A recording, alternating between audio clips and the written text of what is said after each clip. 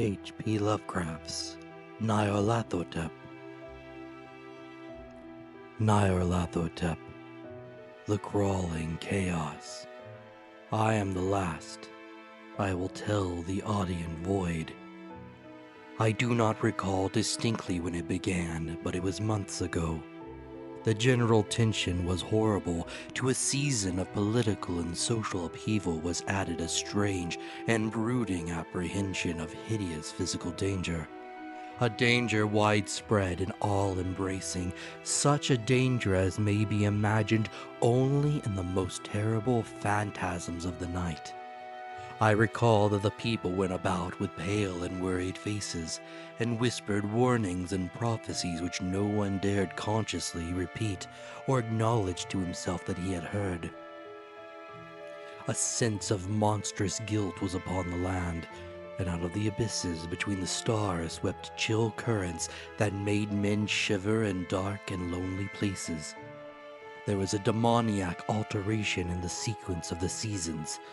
The autumn heat lingered fearsomely, and everyone felt that the world, and perhaps the universe, had passed from the control of known gods or forces to that of gods or forces which were unknown. And it was then that Nyarlathotep came out of Egypt. Who he was, none could tell, but he was of the old native blood and looked like a pharaoh. The Fellahin knelt when they saw him, yet could not say why.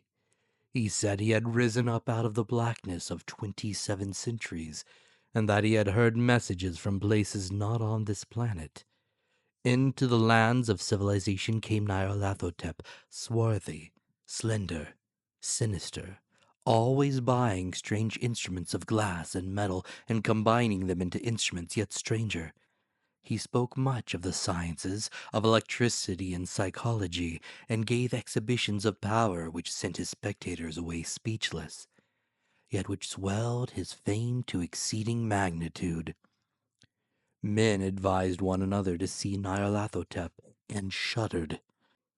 And where Nyarlathotep went, rest vanished, for the small hours were rent with the screams of nightmare. Never before had the screams of nightmare been such a public problem. Now the wise men almost wished they could forbid sleep in the small hours, that the shrieks of cities might less horribly disturb the pale, pitying moon as it glimmered on green waters, gliding under bridges and old steeples crumbling against a sickly sky. I remember when Nyarlathotep came to my city, the great, the old, the terrible city of unnumbered crimes. My friend said they were horrible and impressive beyond my most fevered imaginings.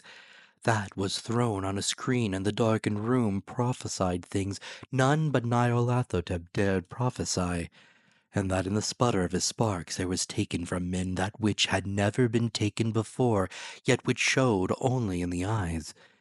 And I heard it hinted abroad that those who knew Nyarlathotep looked on sights which others saw not.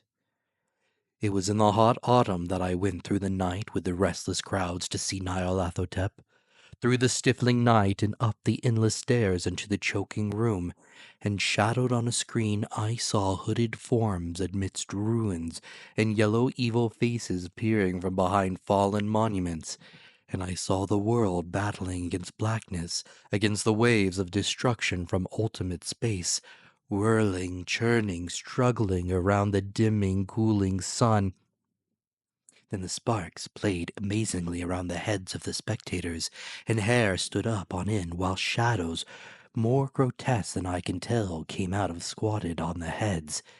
And when I, who was colder and more scientific than the rest, mumbled a trembling protest about imposture and static electricity, Nyarlathotep drave us all out, down the dizzying stairs into the damp, hot, deserted midnight streets.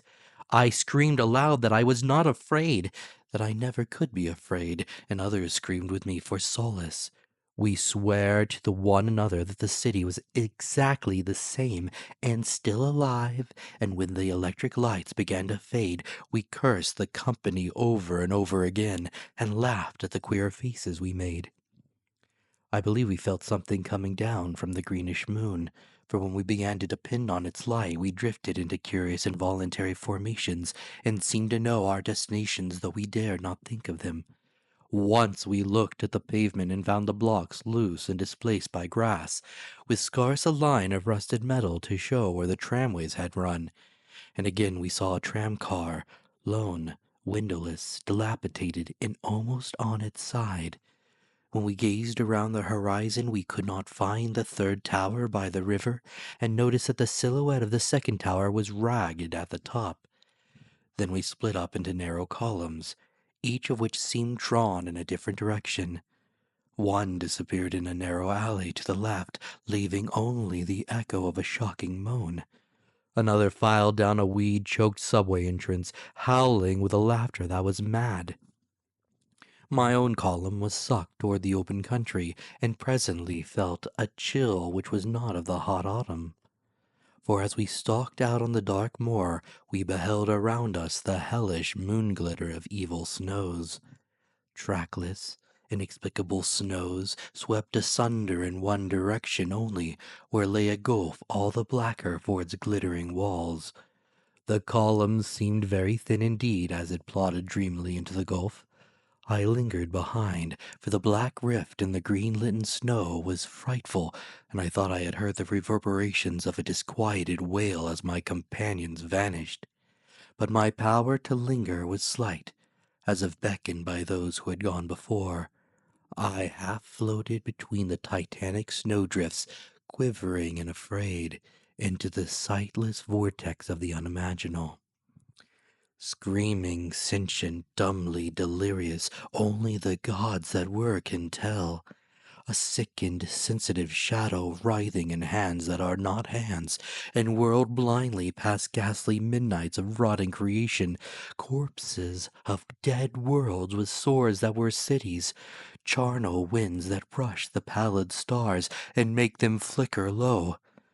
Beyond the worlds vague ghosts of monstrous things, half-seen columns of unsanctified temples that rest on nameless rocks beneath space and reach up to dizzy vacua above the spheres of light and darkness. And through this revolting graveyard of the universe, the muffled, maddening beating of drums, and then monotonous whine of blasphemous flutes from inconceivable unlighted chambers beyond time. The detestable pounding and piping whereunto dance slowly, awkwardly, and absurdly the gigantic, tenebrous, ultimate gods. The blind, voiceless, mindless gargoyles whose soul is Nyarlathotep.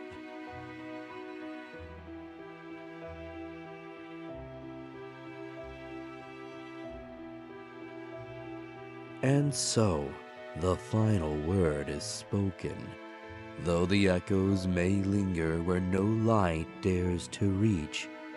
In the dark corners of the cosmos, some truths are better left buried. But if you've listened this far, perhaps you've already heard them calling. If the story stirred your imagination, or your dread, leave a comment below. I'd love to know what you think. And if you wish to venture further into the abyss, don't forget to like, subscribe, and ring the bell. The unknown is waiting.